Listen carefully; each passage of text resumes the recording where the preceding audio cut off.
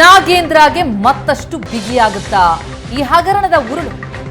ವಾಲ್ಮೀಕಿ ನಿಗಮದ ಹಗರಣದಲ್ಲಿ ಈಗಾಗಲೇ ಇಡಿ ಕೈಯಲ್ಲಿ ಅರೆಸ್ಟ್ ಆಗಿ ವಿಚಾರಣೆ ಎದುರಿಸ್ತಾ ಇರುವಂತಹ ನಾಗೇಂದ್ರ ಪಾಲಿಗೆ ಈ ಅಕ್ರಮದಲ್ಲಿ ಕೈ ಜೋಡಿಸಿದವರೇ ಮತ್ತಷ್ಟು ಸಂಕಷ್ಟವನ್ನು ತಂದೊಡ್ತಾ ಇದ್ದಾರೆ. ಇಡಿ ಮುಂದೆ ಸತ್ಯ ಹೇಳೋದಕ್ಕೆ ಕಾಯ್ತಿದ್ದಾನೆ ಪ್ರಮುಖ ಆರೋಪಿ. ಹಗರಣದ ರಹಸ್ಯ ಬಿಚ್ಚಿಡೋದಕ್ಕೆ ಸತ್ಯನಾರಾಯಣ ವರ್ಮಾ ಸಜ್ಜು. ಸದ್ಯ ಎಸ್ಐಟಿ ವಶದಲ್ಲಿದ್ದಾರೆ. ಈ ಪ್ರಕರಣದ ಪ್ರಮುಖ ಆರೋಪಿ ಸತ್ಯನಾರಾಯಣ ವರ್ಮಾ. ಇಡಿ ಯಾವಾಗ ನನ್ನನ್ನು ವಶಕ್ಕೆ ಪಡೆಯುತ್ತೆ ಅಂತ ಕೇಳ್ತಿದ್ದಾರೆ ವರ್ಮಾ. ಹಗರಣದ ಸೂತ್ರಧಾರ ನಾಗೇಂದ್ರ ಅಂತ ಹೇಳಿದ್ದೇ ಈ ಸತ್ಯನಾರಾಯಣ ವರ್ಮಾ. ಈ ಹಿಂದೆ ಕೋರ್ಟ್ನಲ್ಲೂ ಕೂಡ ನಾಗೇಂದ್ರ ವಿರುದ್ಧ ಗಂಭೀರ ಆರೋಪ ಮಾಡಿದ್ದು. ನಾಗೇಂದ್ರ ಅವರಿಂದ ಜೀವ ಬೆದರಿಕೆ ಇದೆ ಎನ್ನುವಂತಹ ಆರೋಪವನ್ನ ಕೂಡ ಸತ್ಯನಾರಾಯಣ ವರ್ಮಾ ಮಾಡಿದ್ರು. ಈಗ ಇಡಿ ವಿಚಾರಣೆಯನ್ನ ಎದುರಿಸೋದಕ್ಕೆ ಕಾಯ್ತಾ ಇದ್ದಾರೆ. ಈ ಬಗ್ಗೆ ಡೀಟೇಲ್ಸ್ ಕೊಡ್ತಾ ಹೋಗ್ತಾರೆ ನಮ್ಮ ರಿಪೋರ್ಟರ್ ರಮೇಶ್ ಈಗ ಸಂಪರ್ಕದಲ್ಲಿದ್ದಾರೆ. ರಮೇಶ್, ಈಗಾಗಲೇ ಇಡಿ ಬಂಧನದಲ್ಲಿ ವಿಚಾರಣೆ ಎದುರಿಸ್ತಾ ಇರುವಂತಹ ನಾಗೇಂದ್ರ ಪಾಲಿಗೆ ಈ ಅಕ್ರಮದಲ್ಲಿ ಕೈ ಜೋಡಿಸಿದವರೇ ಮತ್ತಷ್ಟು ಸಂಕಷ್ಟವನ್ನ ತಂದೊಡ್ತಾ ಇದ್ದಾರಾ? ಸತ್ಯನಾರಾಯಣ ವರ್ಮಾ ಯಾಕೆ ಇಡಿ ಮುಂದೆ ವಿಚಾರಣೆ ಎದುರಿಸೋದಕ್ಕೆ ಕಾಯ್ತಿದ್ದಾರೆ? ಏನ್ ಸತ್ಯ ಅವರಿಗೆ ತಿಳಿದಿದೆ? ಹಾಗಿದ್ರೆ ಯಾವ ವಿಷಯಗಳು ಈಗ ಬಹಿರಂಗ ಆಗತ್ತೆ ಅಂತ?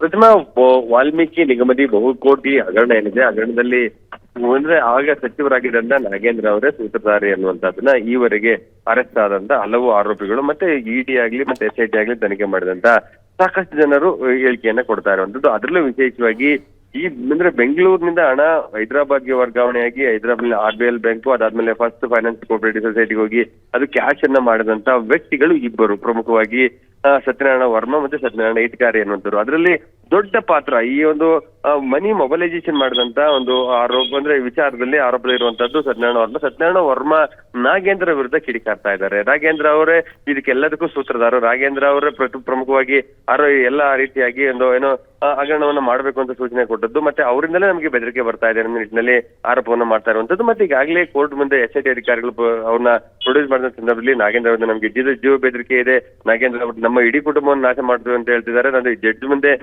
ಏನೊಂದು ಒಂದಿಷ್ಟು ವಿಚಾರಗಳನ್ನ ಹೇಳ್ಕೊಳಕಿದೆ ಅನ್ನುವಂಥದ್ದು ಆರೋಪವನ್ನು ಮಾಡಿದ್ರು. ಇದೀಗ ಎಸ್ಐಟಿ ಅಧಿಕಾರಿಗಳು ಮತ್ತೆ ವಶಕ್ಕೆ ಪಡೆದವ್ರನ್ನ ವಿಚಾರಣೆ ಮಾಡ್ತಾ ಇರುವಂತದ್ದು. ಈ ಸಂದರ್ಭದಲ್ಲಿ ನಾನು ಯಾವಾಗ ಇಡಿ ಅಧಿಕಾರಿಗಳ ಮುಂದೆ ಹೋಗ್ತೀನಿ, ಇಡಿ ಅಧಿಕಾರಿಗಳು ನಾನು ಯಾವಾಗ ವಶಕ್ಕೆ ತೆಗೆದುಕೊಳ್ತಾರೆ ಅಂತೇಳಿ ತುದಿಗಾಲಲ್ಲಿ ನಿಂತು ಕಾಯ್ತಾ ಇರುವಂತದ್ದು ಸತ್ಯನಾರಾಯಣ ವರ್ಮಾ. ಅಂದ್ರೆ ಎಲ್ಲವನ್ನು ನಾಗೇಂದ್ರ ಅವರು ಇದರಲ್ಲಿ ಏನ್ ಭಾಗಿಯಾಗಿದ್ದಾರೆ ಅದೆಲ್ಲವನ್ನೂ ಕೂಡ ಇಡಿ ಅಧಿಕಾರಿಗಳ ಮುಂದೆ ಹೇಳ್ಬೇಕು ಅಂತ ಕಾಯ್ತಾ ಇದ್ದಾರೆ ಅನ್ನುವಂಥದ್ದು. ಈ ಸತ್ಯ ಪ್ರಮುಖವಾಗಿ ಇಡೀ ಹಗರಣದಲ್ಲಿ ಎಲ್ಲ ಸಂಪೂರ್ಣ ವಿಚಾರ ಇರುವಂತದ್ದು ನಾಗೇಂದ್ರ ಅವರಿಗೆ ಮತ್ತೆ MD ಪದ್ಮನಾಭ, ಅದನ್ನ ಬಿಟ್ರೆ ಸತ್ಯನಾರಾಯಣ ವರ್ಮಾ, ಇವರು ಪ್ರಮುಖವಾಗಿ ಕಿಂಗ್ಪಿನ್ಗಳಾಗಿ ಕೆಲಸ ಮಾಡ್ತಿರುವಂತದ್ದು. ಹಾಗಾಗಿ ಸತ್ಯನಾರಾಯಣ ವರ್ಮಾ ಏನಾದ್ರು ಸ್ಥಳೀಯ ಸತ್ಯವನ್ನ ಬಾಯ್ಬಿಟ್ಟಿದ್ದೆ ಅದಲ್ಲಿ ನಾಗೇಂದ್ರ ಅವರಿಗೆ ಇನ್ನೂ ಮುಂದೆ ಒಂದು ಸಂಕಷ್ಟ ಆಗುವಂತ ಸಾಧ್ಯತೆಗಳಿರ್ತದೆ. ಯಾಕೆಂದ್ರೆ ಈ ಒಂದು ವಿಚಾರದಲ್ಲಿ ನಾಗೇಂದ್ರ ಅವರಿಗೆ ಒಂದು ಬಹು ದೊಡ್ಡ ಪಾಲು ಹೋಗಿದೆ ಅನ್ನೋದು, ಅದನ್ನ ಕೊಟ್ಟಂತ ಕ್ಯಾಶ್ ರೂಪಕ್ಕೆ ಮಾಡಿ ವಾಪಸ್ ತಂದು ಕೊಟ್ಟವನೇ ಸತ್ಯನಾರಾಯಣ ವರ್ಮಾ ಆಗಿರುವಂತದ್ದು. ಹಾಗಾಗಿ ಸತ್ಯನಾರಾಯಣ ವರ್ಮನ ಹೇಳಿಕೆ ನಾಗೇಂದ್ರ ಅವರಿಗೆ ಮುಂದೆ ಇಡಿ ಮತ್ತೆ CBI SIT ಇಲ್ಲೂ ಕೂಡ ಸಾಕಷ್ಟು ಉರುಳಾಗುವಂತ ಸಾಧ್ಯತೆಗಳಿರುವಂತದ್ದು. ಪ್ರತಿಮಾ, ಥ್ಯಾಂಕ್ ಯು ರಮೇಶ್ ತಮ್ಮ ಮಾಹಿತಿಗೆ.